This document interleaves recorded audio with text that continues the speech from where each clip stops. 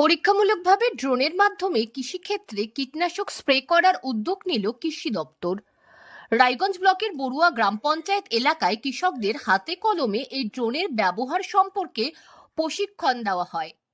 এই ড্রোনের মাধ্যমে এবার কৃষকরা জমিতে কৃষিখাদ্য বা অনুখাদ্য দিতে পারবে খুব সহজে। স্প্রে করা যাবে, জলের পরিমাণ কম লাগবে। কৃষকরা নিজের পিঠে যেটা স্প্রে মেশিনে স্প্রে করে, এতে অনেক হেলথের সমস্যা হতে পারে, যেহেতু পেস্টিসাইড বা কেমিক্যালের এক্সপোজার তো আর একদম কাছ থেকে পায়, ড্রোনের সেই পসিবিলিটি গুলো নেই।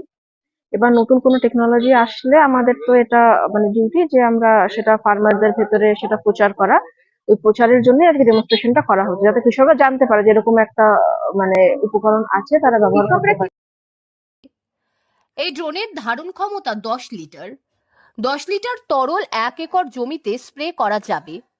10 লিটার জলে 300 মিলিলিটার ওষুধ মেশাতে হবে। এই ড্রোনের মাধ্যমে 1 একর জমি স্প্রে করতে মিনিট 6 সময় লাগবে। সময় বাঁচায় বা তাদের ধরুন ফিজিক্যালি দিক দিয়ে তাদেরকে সেফও রাখে অনেকটা।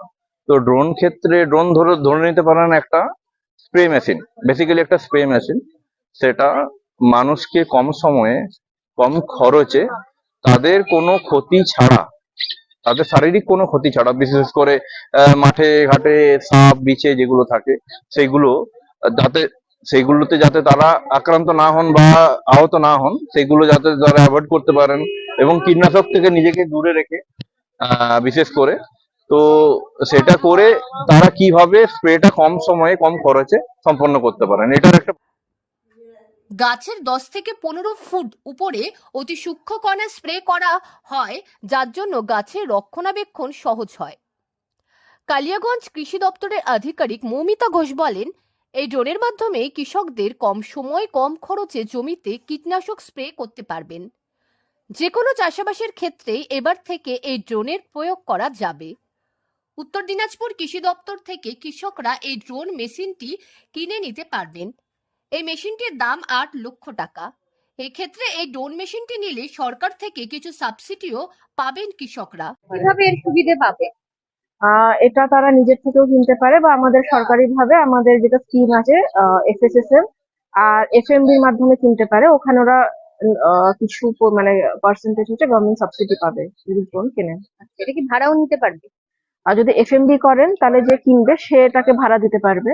FMB এর মেন কনসেপ্টটা এটা যে মেশিন কিনে গ্রামের কৃষকদেরকে ভাড়া দেয়া, এইভাবে এমপ্লয়মেন্ট জেনারেশন হয়। তো এটা যদি কেউ FMB সেট আপ করে, সে গভর্নমেন্ট সাবসিডিও পাবে, প্লাস এটা ভাড়াতেও খাটাতে পারবে।